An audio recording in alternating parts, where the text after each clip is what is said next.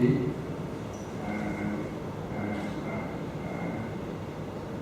Ambassador Gibson, Rizal, Muhammadiyah. Thank you very much for inviting us to this event. I'd like to turn the discussion around a bit, and on behalf of my colleagues to say some thanks to our Indonesian friends. The activities of our group over 50 years have been the activities of a partnership. And I thought of it as a partnership between 3 generations of Indonesians, not exactly generations, but think about it. And I want to just reflect on how that relationship has changed over time. The first generation, I think, were the so-called Berkeley Mafia and the professors of the New Order, beginning of the New Order. And with those professors, Professor Adjunct had a very close relationship, a very close personal relationship. It was extraordinary the access that the professors gave to Professor Adjunct at that time and to the project to study the Indonesian economy. Perhaps it was because there was almost no one else who was engaged in the market, so-called market. Indonesia was in a very dire state, in dire straits in terms of economic development.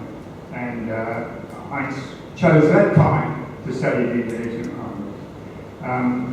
But those professors played another role, another important role, and that was to act as supervisors to many of our generation, my generation, I'm thinking of Mobiato, Shinkachi, Sadli was my examiner, and Aiden Saleh, and many of that generation. So they, in fact, were our Pembimbing, and we learned about Indonesia through the generosity and the scholarship that they shared. But I'm thinking of a second generation, and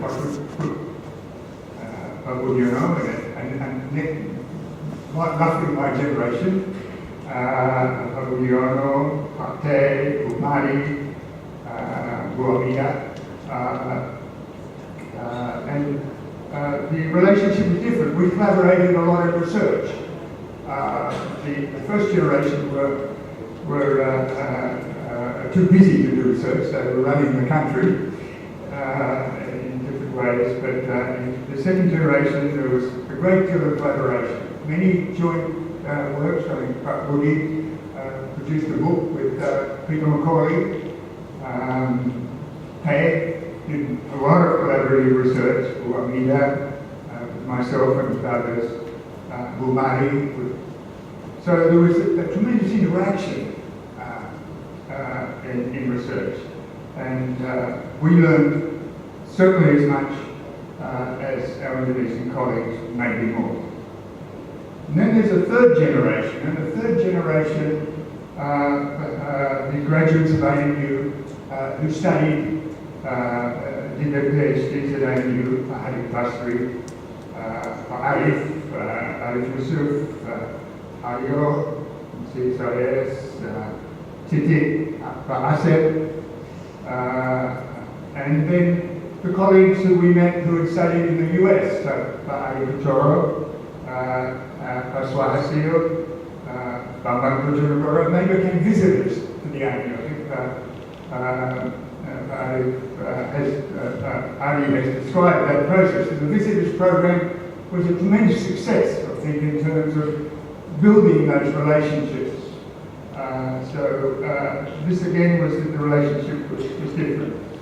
So we interacted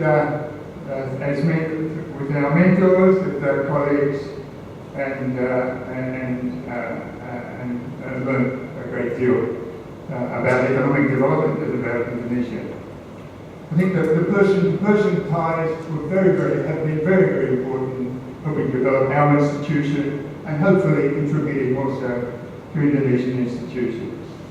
And I reflect on the fact that we do a survey each year, each edition of the Bulletin of the Indonesian Economic Studies, to survey recent economic developments.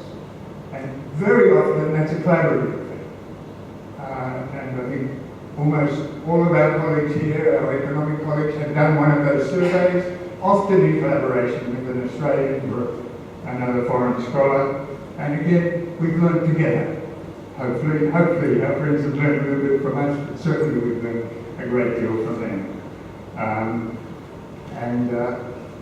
Perhaps another component of all of this, especially for the third generation, has been the scholarship program from DFAT that has brought students to ANU and contributed to our activities. Finally, just a couple of comments about the future. When we were engaged with the Indonesia project in the early years, always thought sometime it would move to Indonesia, or Guatemala, or somewhere else. But this was very strange to have a whole group of Australians studying Indonesia, but in Australia, not in Indonesia. And the takeover has actually been quite different. An Indonesian has taken over in Australia, probably Budioso Sudamo and Arianto Patunru and several other colleagues. So in fact, it's been Indonesianized, but in a way that we hadn't expected. The context, of course, that Pak Budi has had in Indonesia with his University of Indonesia friends and many colleagues here has broadened tremendously the range of activities here. So the whole activity has diversified, engaged more Indonesians than it could have ever done with one of us as the head.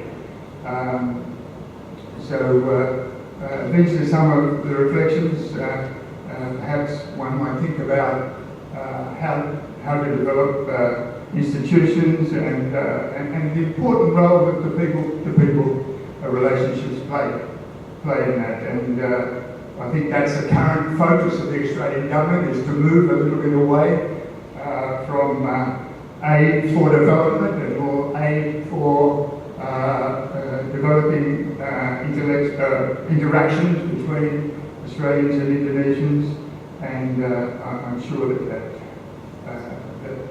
that's a new phase of the development. Pak Rizal, I should say that now there's a lot more Indonesians studying politics, international relations, not just trade. There's also a diversification of the activities in that respect.